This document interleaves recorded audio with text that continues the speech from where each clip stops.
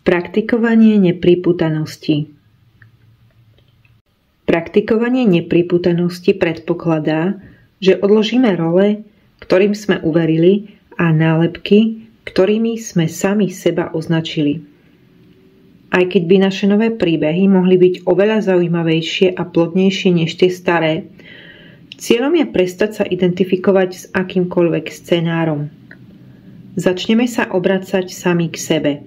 Nebudeme už potrebovať žiadne báchorky k tomu, aby nás popísali alebo aby sme zistili, kto sme.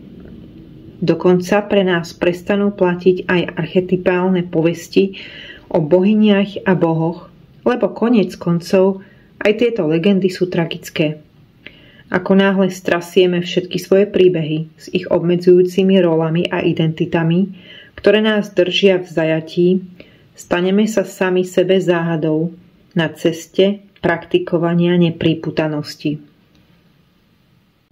Moju svetskú identitu už veľa rokov utvára rola šamana, liečiteľa, antropológa. Aj keď je pre ostatných pohodlné ma tak vnímať, nezahŕňa to, kým som skutočne, a totiž niečím oveľa väčším a rozsiahlejším.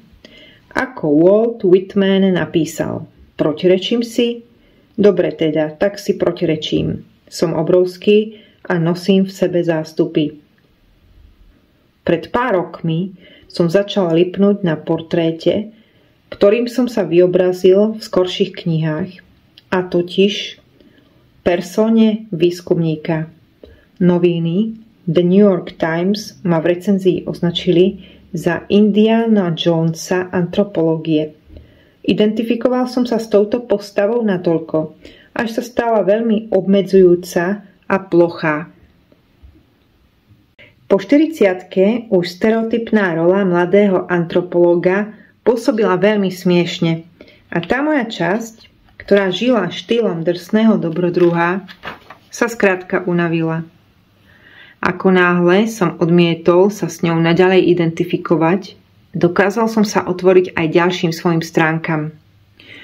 Zistil som napríklad, že aj keď sa sám nikdy neprestanem učiť, som taktiež učiteľ, ktorý môže viesť druhých na ceste k liečeniu. Dobrodružstvá, za ktorými sa dnes naháňam, sú dobrodružstvami ducha a neobmedzujú sa už na cesty hlbokým amazonským pralesom. Všetci nosíme podobne pohodlné nálepky, ktoré nám ostatní pridelia a popisujú nimi, ako nás primárne vnímajú. Matka taxikárka, občiansky aktivista, zotavujúci sa alkoholik, miesto predsedkyne, asistent a tak ďalej. Problém nastáva, ako náhle uveríme, že nás tieto nálepky plne vystihujú a určujú, kým máme byť.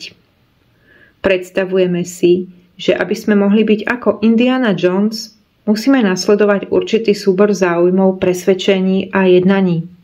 No a potom sme zmetení, zahambení alebo frustrovaní, keď sa pristihneme, že myslíme, cítime alebo vystupujeme úplne inak. V mnohých duchovných tradíciách platí, že keď sa chcete stať mníchom alebo mníškou, musíte odložiť obľúbené oblečenie, oholiť si hlavu a obliecť si jednoduché rúcho, aby vás nikto nepovažoval za niekoho dôležitého. Núti vás to pátrať vo vlastnom vnútri, nie navonok. Nikto nevie, kým boli vaši rodičia, čo ste dosiahli ani čo si o vás myslia vaši priatelia z detstva. Prekročíte svoje ego, alebo môžeme to nazvať aj osobnosť, a objavíte ja, ktoré nemožno definovať tak jednoducho. Prestanete lipnúť na výdobytkoch na hmotnej, duševnej a snáď aj duchovnej úrovni, pokiaľ ste slúžili dogmám, a budete sa vzťahovať ku svojej božskej podstate namiesto ega. Odpútate sa od nálepiek, ktoré ste si vytvorili, lebo ste dovolili, aby ich pre vás vytvorili druhí. Umenie nepripútanosti vyžaduje, aby ste odložili nielen svoje role a príbehy, ale taktiež tú vašu časť, ktorá sa identifikuje s ich drámami. Ako náhle prestanete vešať svoje ego na nepatrné identity typu partnerka, dieťa, študent, učiteľka a podobne, uvoľnite predsudky o tom, kým ste a prestanete sa strachovať, či vyhovujete alebo nevyhovujete ostatným ľuďom. Nebudete od nich vyžadovať potvrdenie a zažívať hnev alebo smútok, keď ich nedostanete. Oslobodíte sa a stanete sa tým, kým skrátka chcete byť.